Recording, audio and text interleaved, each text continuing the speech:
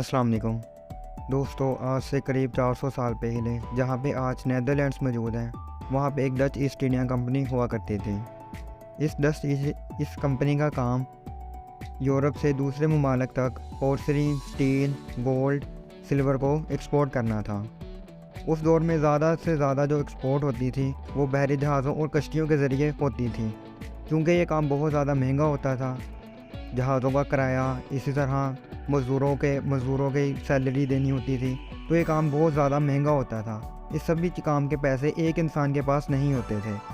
उसने इस पैसों को पूरा करने के लिए ओपनली लोगों को ऑफ़र करना शुरू कर दिया कि वो उसके जहाज़ों में पैसे लगाएं, और जब ये जहाज़ सामान बेच कर प्रॉफिट कमा के वापस आएंगे तो उनमें से कुछ हिस्सा उन लोगों को भी दिया जाएगा जिन्होंने उस जहाज़ में पैसे लगाए होंगे। तो लोगों ने क्या करना शुरू कर दिया, इसी तरह जहाज़ों में पैसा लगाना शुरू कर दिया, और जब जहाज़ पैसा कमा कर वापस आते थे तो उन्हें उनमें से कुछ हिस्सा दे दिया जाता था।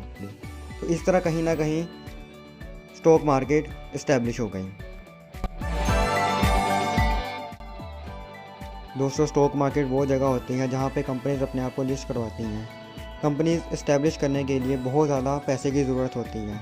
क्योंकि ये पैसा एक इंसान के पास नहीं होता, तो ये इस नीड को पूरा करने के लिए शेयर्स इशू करता है। इन्वेस्टर जिन्हें लगता है कि ये कंपनी फ्यूचर में प्रॉफिट्स कमाएंगी, वो उस कंपनी के शेयर्स बाय कर लेते हैं, और कंपनीज उन्हीं पैसों को यूज़ करके अपना बिजनेस रन करती हैं। दोस्तों, जो तो पहले शेयर्स इशू किए हैं कंपनी ने, उसकी प्राइस यूजुअली कंपनी खुद ही डिटरमिन करती है। उसके बाद शेयर प्राइस डिटरमिन होती है बेसिकली 2 फैक्टर्स पे। एक तो है डिमांड एंड सप्लाई, और दूसरा है company performance. Demand and supply में मेनली 2 चीज़ें हैं,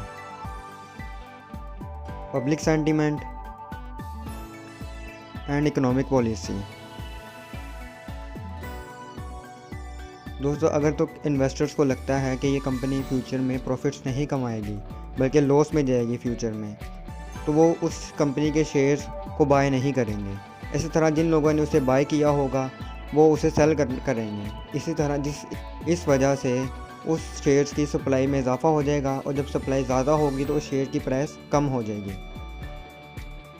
इसी तरह इकोनॉमिक पॉलिसी में कोई भी चेंज आ गई है, टैक्सेशन में कोई चेंज आ गया, हुकूमत ने कोई नया टैक्स इम्पोज कर दिया कंपनीज़ के ऊपर, तो ये भी एक मैसेज जाता है इन्वेस्टर्स को कि कंपनी फ्यूचर में प्रॉफिट्स कम कमाएगी। क्योंकि जब उसे टैक्स एक्सपेंसेस बहुत ज़्यादा हो जाएंगे, न्यू टैक्सेस लग जाएंगे, तो इस तरह उस कंपनी की प्रॉफिटेबिलिटी में भी कमी आएगी, और इन्वेस्टर्स को लगेगा ये कंपनी फ्यूचर में लो प्रॉफिट्स कमाएगी, तो वो उस शेयर की प्राइस को भी कमी आ जाएगी।